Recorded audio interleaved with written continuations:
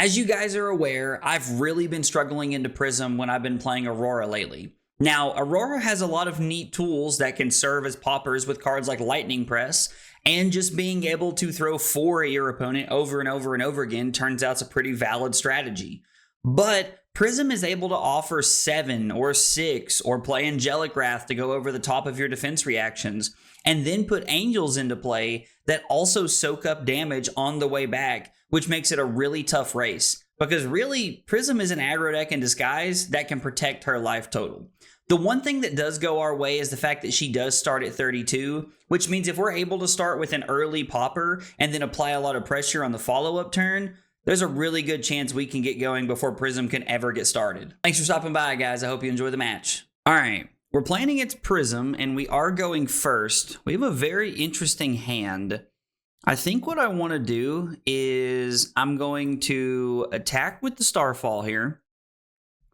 And I'm just going to play the channel, and then we'll Arsenal the Arc Lightning and pass and try to get a lot of value next turn. We'll just try to get as much pressure going as we can next turn. Try to make this as awkward as possible for them. There's also always a world where they just don't say block. They say no blocks here, and channel's just insane. Would feel really good for us here.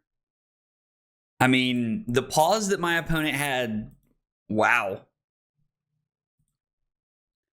I mean, yeah. Okay. I can very safely say that I was not expecting that. This has been an interesting series of events so far. I guess we'll just go ahead and give him the 9th blade here. Giving them the 9th blade just to try and slow them down. Now, this was a 1 cost, so they're going to be able to get their action point back pretty easily here. Do I want to take 5? Is it worth just jamming my equipment in front of this? I can go Arc Lightning into Fry, Starfall, activate Grasp, and then Arsenal the Lightning Press here, or I can use the press to come over the top. I actually kind of don't hate this play. We're basically just shutting them down for a turn, and I kind of like where we're at right here. This feels pretty good to me. Just denying them the value, and then we're just going to try and put them on the back foot here by having channel in play and doing the whole thing. Okay, so they pitch Light of Soul. Do they hit? All right. Light of Soul, that allows them to Prism. They go get Figment of Protection. So from here, it's going to be Starfall for 2 go again. We'll see how they play this one. They can flip for free, right? During your turn. Okay, so it's specifically during their turn. I mean, yeah, you still have to pitch a card to the 1 Arcane here, or you're going to end up giving me a card.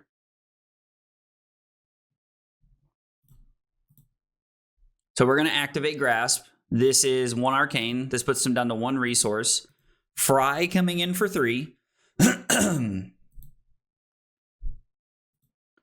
then they have to block 3 and pitch their last card or give me a card here. We weren't really able to push a lot of damage this turn. I don't think I want to play the Lightning Press. Okay, so they are just going to go ahead and keep that. I think we'll just keep the Lightning Press here, right? We'll just Arsenal the Lightning Press and use it as a popper. I think is going to be the fine play here. So if I go Entwine Lightning, fuse with Somersault, Entwine Lightning, no fuse, Arsenal the Lightning Surge, I have a pretty good play here. We're still popping here, which is fantastic. So basically 2 turns in a row of just denying Prism the ability to be able to play out their turns has been really solid here. Now, we've only managed to deal 6 damage to them, but it's still been pretty good, I think. In the resolution step, we're going to get this back. I'm not going to fuse this time around. It's just going to be 4. They're probably just going to go to 18. Now from here is where I think we're just going to have to let Prism do their thing. I was like, if we drew into another popper, like if we drew into a 9th blade here, or like a defense reaction, we would have talked about it, but I think we're just going to have to take a bunch of damage and play out our turn. Because our turn is just 4, 3, 4, 4, arsenal of 3. Or we can also always throw the Fry if we need to here to keep them on the back foot, but I think that we're in a good spot here. What do they get? Figment of Rebirth? They're going to flip into Protection here. No, they're going to flip into Rebirth. They don't even have anything to put on top, so I'm a little intrigued by this. We're going to take 4. Go to 29. Do they have a 1 cost? No, they do not. So I'm going to lead on Fry. I don't want this to just be free for them. I kind of wish we had a Snatch almost. Although I guess the Halo doesn't really work out that way for us. No, I mean, that's fine. I mean, if they're willing to just let that go right there, then I'm okay with that, I think. And then hopefully this is for 4. We have a Shelter from the Storm on top. I almost just want to throw everything. I think we'll just keep the Fry for next turn, I guess. Yeah, I mean, we're just putting them down to 5. And unless they have like an Arknight or something, I don't really know what their plan is here. We do get Gone in a Flash and Shelter on one of the attacks here. Gone in a Flash and Shelter works out really well. Even if this is like Erudition here, we have the equipment and the Shelter to be able to cover this up if we need to. So we're still in a not bad spot for like pretty much all things considered this turn, I would say. I'm gonna take this. I have no interest in like trying to prevent this.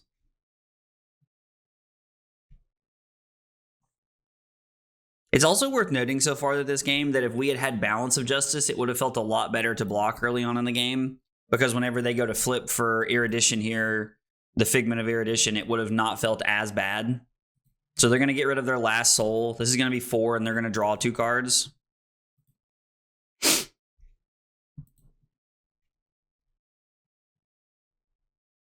And Judgment is what? Dominate? No. It's just 6 with Phantasm, so we're just going to block 3. I mean, that's fine.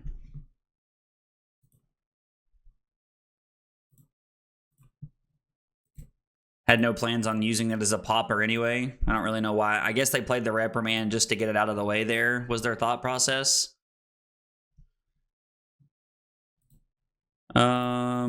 We're going to attack them for 3.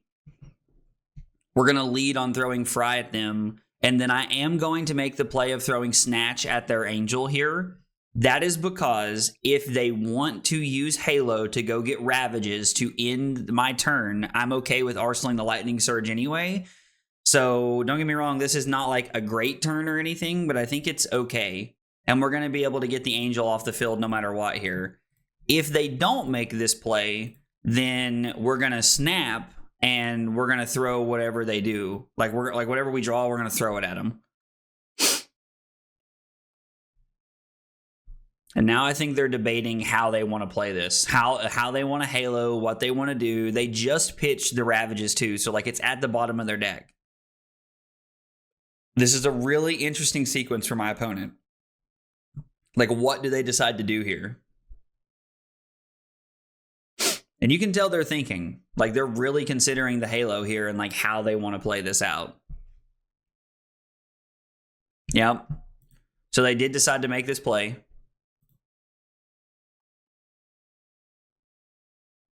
Prism allows them to go get another Figment. Be curious to know what Figment it is.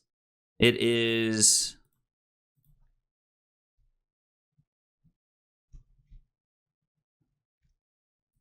So they don't go get the Arcane. I mean, sure, this is still draw a card.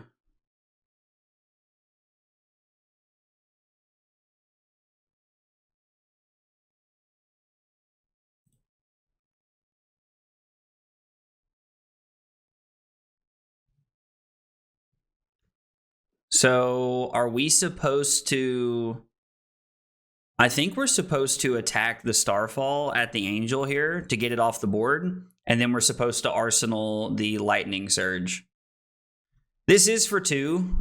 Drawing an Arc Lightning there is actually kind of weird. I would have rather have seen... I think a blue would have been the best thing we could have seen, to be honest, because I could have went Starfall at the Angel into activate Aurora.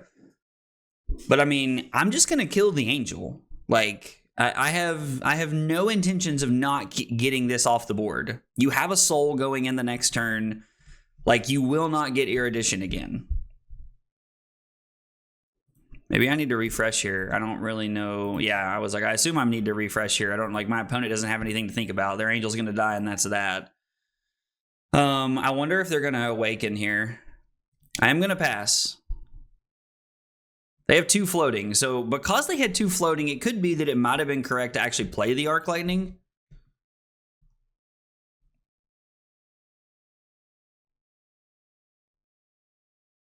Interesting. I mean, it's going to require both cards from your hand to play this out. Yeah, flipping into protection makes sense. Like, flipping into either one of them makes a lot of sense to me. We could just kill the Angel now, but I think we're better off to like kind of like play this out a little bit.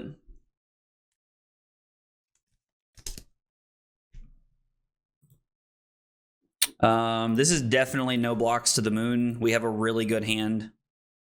I have 0 interest in doing anything here. Pierce Reality is not great for us, but it's fine, I think. We're going to lead on the Lightning Surge here. It is worth noting that we did draw a Go Again non-conditionally without the Lightning Surge here, but I still think that it was a better play to keep the Lightning Surge. Please be a red. Okay, Burn Up and Shock's pretty good, because Burn Up and Shock does give us some ability to, like, quote-unquote try and, like, get them here a little bit.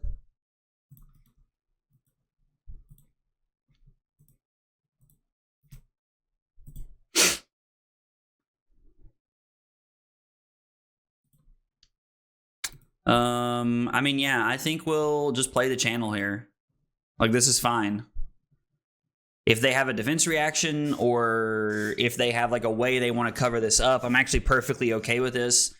Okay, and they just concede. So that was, oh, they had 2 instants in their hand. So we were going to hit there, and then we'll say good game here. That was going to hit. We were going to draw into the burn up, pitch it to Starfall, arsenal a Snatch, and then set up for next turn. So our early poppers really put in some work there. There are 3 things that make turn 0 super interesting, and we're going to break them all down. The first one is the fact that I had a Popper, an Arc Lightning, a Channel Lightning Valley, and a Lightning Press in hand. Having the Channel Lightning Valley is awesome. Having it on turn 0 is absolutely amazing. Having the Lightning cards to go with it, it was absolutely perfect. The second piece here that might be a little odd is that I ended up pitching the Lightning Press. Now, normally Lightning Press are just used as poppers in our deck, so there's not really a reason to pitch them. We either want to draw into them, or we want to have them in Arsenal so that we can set up to really try and like slow Prism's turn down. Since we had the 9th blade in our hand, I didn't really see a reason to keep the Lightning Press in our hand. It seemed like a very good pitch outlet there.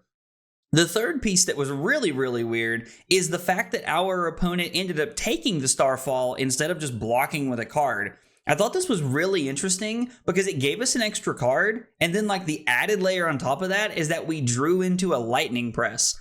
Like, seeing 2 presses and seeing a 9th blade in the first 5 cards of our deck was really, really weird and made for an odd start to this game. Our opponent's first turn was met by the Popper and all of our equipment. Being able to put the 9th blade in front of the first Wartune Herald was absolutely insane because our opponent had an Angelic Wrath in hand, which means if we had tried to just block with equipment, it would have been an absolute blowout. So being able to get that card out of their hand and really slow their turn down was awesome. then being able to throw every single piece of equipment in front of the second Herald, setting us up with a 4-card hand when you count our 3 cards in Arsenal, really enabled us to be able to put a lot of pressure on them, draw off of the Channel Lightning Valley on the following turn, and then still set up the Lightning Press in Arsenal, which meant we had another popper going into a following turn. On turn 5, I actively made the decision to throw 4 at my opponent and then follow that up with a Snatch going at their Angel. Now, the value of this is that we have Snapdragon Scalers available to us so that we can kill the Erudition and we can actually draw a card to potentially throw another 0 for 4 at our opponent if we rip into it.